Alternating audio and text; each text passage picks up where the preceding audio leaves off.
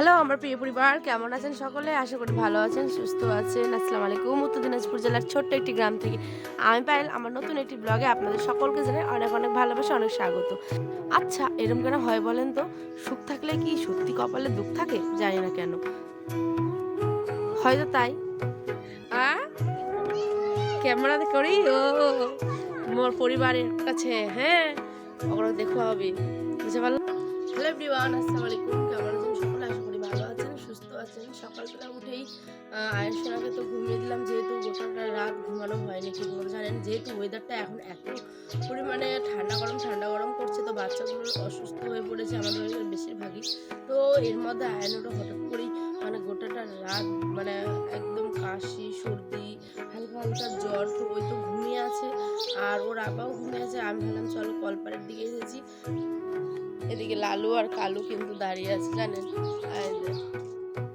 চলো চলো চলো, সাইড দাও।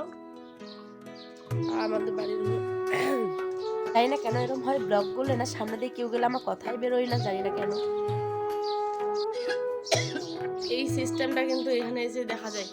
আপনাদের বাংলাদেশে হোক বা যে যেখান থেকে ভিডিওটা দেখছেন, কোথায় কিরম ভাবে খাওয়ায় অবশ্যই কমেন্ট করে জানাবেন তো। আমাদের উত্তর দিনাজপুরে এই যে দেখছেন, এটা হচ্ছে পিঠে। তো পিঠে তো না গুড়গুড়িয়া টাইপের আকারে, যে ছাইগুলো দিয়ে এগুলোকে এরকম ভাবে জ্বলিয়ে পুড়িয়ে খাওয়ানো হবে। আর তার সাথে যে দেখছেন লাল টকটক হয়ে যাবে কালারটা, একবার দেখাই দাঁড়ান। আচ্ছা, এবার একটা কথা বলি, কেন এরম হয় বলেন তো? আজ হচ্ছে সঞ্জমের দিন, আমার যে মামা শ্বশুরের মেয়ের বিয়ে, তার আজকে সঞ্জম। আমার শ্বশুর বাড়ির দিকে বলে সঞ্জম, আর আমার বাবার বাড়ির দিকে বলে রাত্রি ধসি পিসা বা গায়ে হলুদ, যেটা মেন রাত্রেবেলা মিলাদ টিলাদ হয় সেইটার দিন। তো সকালবেলায় দেখতে পেলেন এই যে এই পিঠাগুলো নাকি তারা খায়, এই যে লাল লাল এইভাবে পুড়িয়ে খায়। আমি কোনো দিনও খাইনি, জানেন, ভাবতে পারছি না। তো আয়নের আব্বাকে খেতে দিয়েছিল এখানে 3-4খানা, বাবা সেই খেয়েছে। খাওয়া দাওয়া করে বেরিয়ে পড়লাম ডাক্তারের কাছে আমার ছোট্ট সোনাটাকে নিয়ে। কেন জানেন, ওর যেহেতু জ্বর ছিল, গোটা রাত্রি ঘুমানো হয়নি, কোনো কিছু না, তাই সকালবেলা উঠে আগে গেলাম ডাক্তারের কাছে। যেহেতু ওয়েদারটা এখন চেঞ্জ হচ্ছে, আর গতকালের ভিডিওতে তো আপনারা সকলে দেখেছেনই। আর একটা কথা হয়তো সরি, একটা জিনিস লক্ষ্য করে থাকবেন, এই যে এখন ভয়েস দিচ্ছি, ওই দূরে কাকের আওয়াজটা পাচ্ছেন?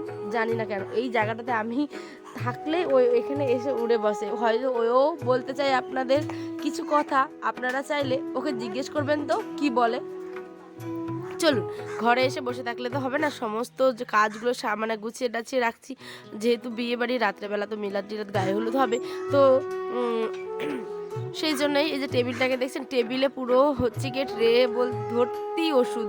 তারপরে স্নান টান করলাম, পুরো ঘরে খাটের তলা বলতে আলনার পিছন সমস্ত কিছু পরিষ্কার করার পরে আয়নকে নিয়ে একটু বেরিয়েছি। যেহেতু ওর ঘুমিয়েছিল এতক্ষণ, তাই ভাবলাম চলো একটু বিকাল টাইম বাইরে নিয়ে যাই। আর কাণ্ড দেখো তোমরা, দৌড়াবে না ওরকম। দেখি এদিকে, আমার দিকে তাকাও, মায়ের দিকে। ইয়ে, আমার বাবাটার জ্বর হয়ে গেছে, এখন ভাল লাগছে, বিকেলে ভাল লাগছে। বাবা গাড়ি আসছে, মা চলো চলো, সাইড হও সাইড হও, এদিকে এসো। আয়নের শরীরটা ভালো লাগছে বলতে পারো। তো বিকেল টাইমটা ওকে নিয়ে একটু বাইরের দিকে বেড়াতে এসেছি। কি মা, দেখো দেখো হাতটা কিরকম ছাড়াবে, তুমি হাত ছাড়িও না, একা একা হাঁটতে পারবে না, দৌড় দিবে।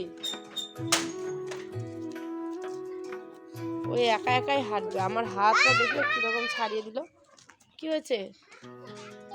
তুমি আমার হাত ধরবে না কেন? তুমি আমার হাত ধরবে না কেন?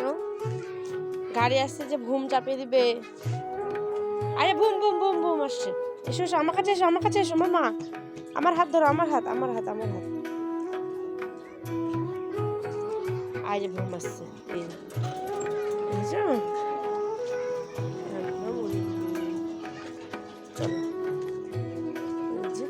আঙুলটা ছাড়িয়ে হাত এ ধরতে দিবে না।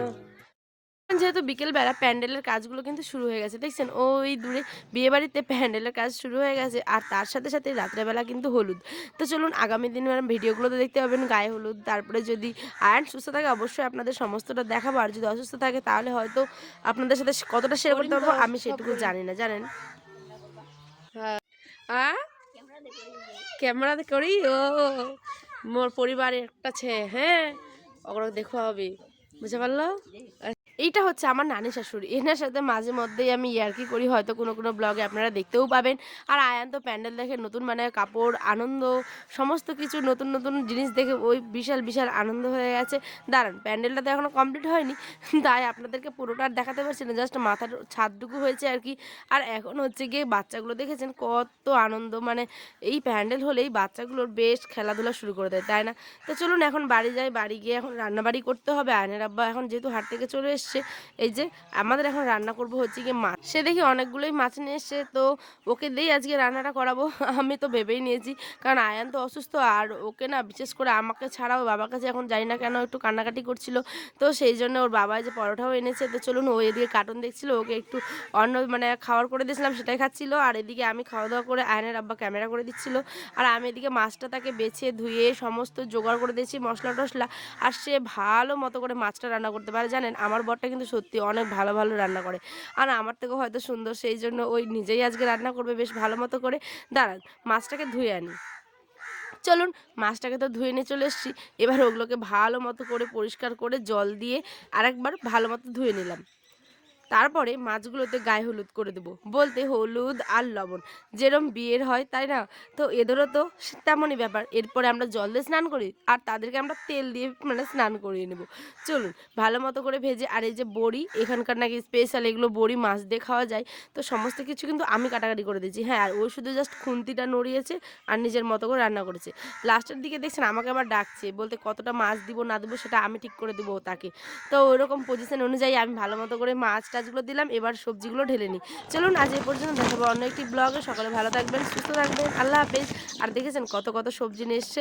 চলুন আজ এই পর্যন্ত, আল্লাহ হাফেজ, টাটা।